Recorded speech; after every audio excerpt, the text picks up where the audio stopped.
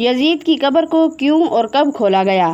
بنو امیہ کی حکومت ختم ہوتے ہی بنو عباس کے پہلے حکمران نے اعلان کیا کہ آج ہی یزید کی قبر کو کھدوایا جائے اور لاش نکالی جائے گی۔ اس لیے بہت سے لوگ اکٹھے ہو گئے۔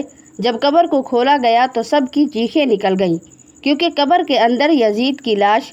بسم اللہ الرحمن الرحیم۔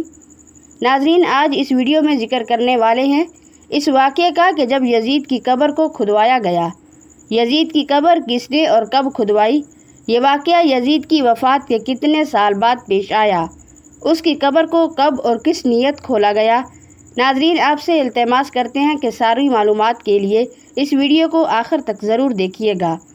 ناظرین، یزید کے 12 بیٹے اور 5 بیٹیاں تھیں، لیکن اس کو اپنے بیٹے معاویہ سے بے حد پیار تھا۔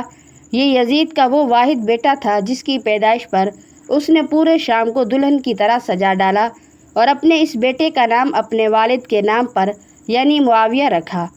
اس کی تعلیم و تربیت بھی باقی بچوں سے ہٹ کر ایک الگ اور نرالے انداز میں کی گئی، کیونکہ یزید چاہتا تھا کہ میرا یہی بیٹا میرا حقیقی جانشین بنے اور میری سلطنت کو مزید استحکام دلائے۔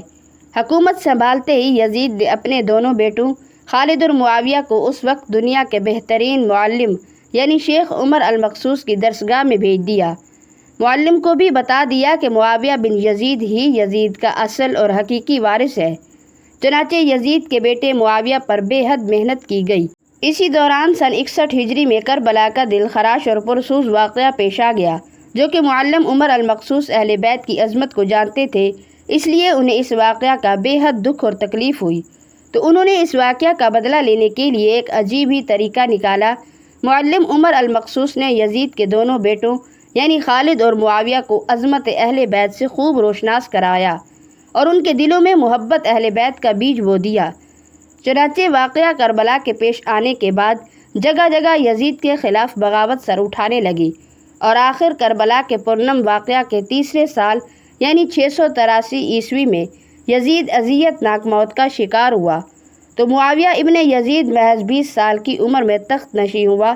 یزید کی وفات کے بعد جب ابن یزید یعنی معاویہ تخت نشین ہوا تو استاد محترم کی محنت اپنے رنگ دکھانے لگی۔ اس وقت اس نے بہت بڑے پیمانے پر واقعہ کربلا کی تحقیقات کا آغاز کیا اور محض 40ویں دن ہی اس نتیجہ پر پہنچا کہ اس تخت پر بیٹھنے والے نے رسول اللہ صلی اللہ علیہ وآلہ وسلم کے نواسے اور نواسیوں پر بے پناہ ظلم کیے۔ اس لیے معاویہ بن یزید نے 40ویں دن ہی لوگوں کو اپنی بیعت سے آزاد کر دیا اور تخت کو خالی چھوڑ دیا۔ بعض روایات میں ہے کہ معاویہ بن یزید نے 3 ماہ یہ تحقیقات کی اور پھر تخت چھوڑا۔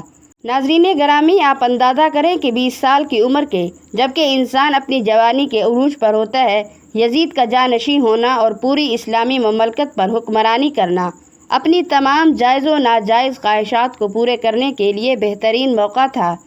لیکن معاویہ بن یزید نے تخت پر بیٹھتے ہی واقعہ کربلا کی تحقیقات کی اور حالات کا بہت باریک بینی سے جائزہ لیا۔ جب اس نے دیکھا کہ میرے باپ نے اسلام اور مسلمانوں کو کس قدر عظیم نقصان پہنچایا، اس نے محسوس کیا کہ وہ ایک دوراہے پر کھڑا ہے کہ حکومت کی باغ دوڑ تھامے رہے اور ظلم و ستم اور عیش و عشرت کا بازار گرم رکھے، یا تخت و تاج کو چھوڑ دے اور اپنے آپ کو ان ہولناک گناہوں اور ان دردناک عذابوں سے دور رکھے۔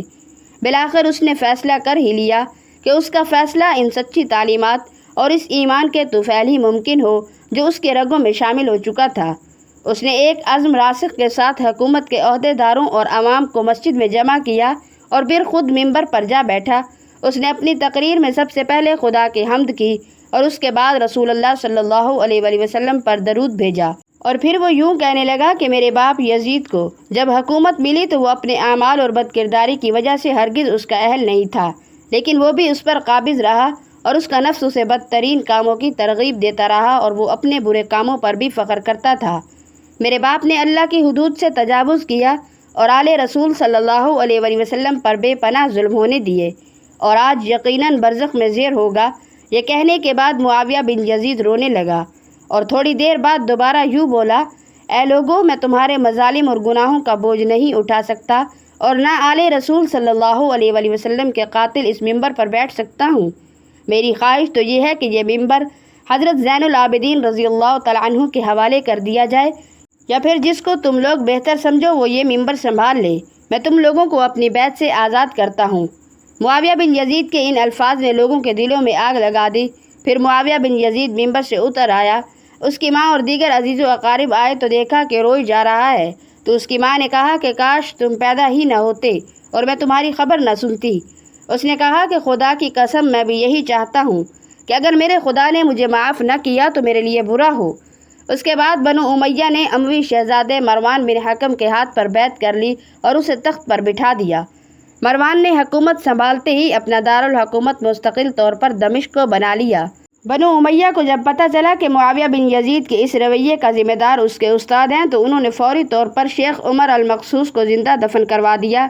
مروان کی حکومت سنبھالتے ہی معاویہ بن یزید کو زہر دے کر مار دیا گیا۔ پھر 684 سے 685 عیسوی تک مروان بن حکم تخت نشین رہا۔ اس کی وفات کے بعد مروان کے بیٹے عبد الملک نے حکومت سنبھالی اور ایک طویل مدت تک حکومت کی۔ عبد الملک کی وفات کے بعد اس کے بیٹے ولید نے حکومت سنبھالی۔ اسی کی حکومت میں سندھ، اندلس اور بہت سے دیگر علاقے فتح ہوئے۔ اسی کے دور میں سیدنا امام حسین کے شہزادے سیدنا امام زین العابدین کو زہر دے کر شہید کر دیا گیا۔ 715 سے 717 تک ولید بن عبد الملک کے بھائی سلیمان بن عبد الملک نے حکومت کی اور 717 میں عمر بن عبد العزیز معجزانہ طور پر تخت نشین ہوئے، لیکن ان کو بھی زہر دے دیا گیا۔ 720 سے 724 تک ولید بن عبد الملک اور سلیمان بن عبد الملک کے بھائی یزید بن عبد الملک نے حکومت کی بھاگ دوڑ سنبھالے رکھی۔ اس کے بعد ہشام بن عبد الملک، ولید بن یزید، یزید بن ولید، ابراہیم بن ولید اور مروان بن محمد نے بالترتیب حکومت کی اور 750 عیسوی میں بنو امیہ کی حکومت کا تخت بنو عباس نے الٹ دیا۔ بنو امیہ کا آخری حکمران مروان ثانی ایک انتہائی سست اور ڈرپوک حکمران تھا۔ یہ ابو مسلم خراسانی تھا جس نے بنو امیہ کے آخری حکمران مروان ثانی کو شکست دی اور یوں بنو عباس کی حکمرانی کا دور شروع ہوا۔ تاریخی کتابوں میں درج ہے کہ ابو مسلم خراسانی نے بنو عباس کے ابو جعفر المنصور اور ان کے بھائی ابو العباس الصفا کو حکمرانی سونپ دی۔ اس طرح بنو عباس کے پہلے حکمران ابو العباس نے آتے ہی بنو امیہ کا نام و نشان مٹانے کی قسم کھائی، بہت سے لوگوں کو قتل کر دیا اور کربلا کے واقعہ میں ملوث تمام کرداروں کی قبریں تک کھودی گئیں۔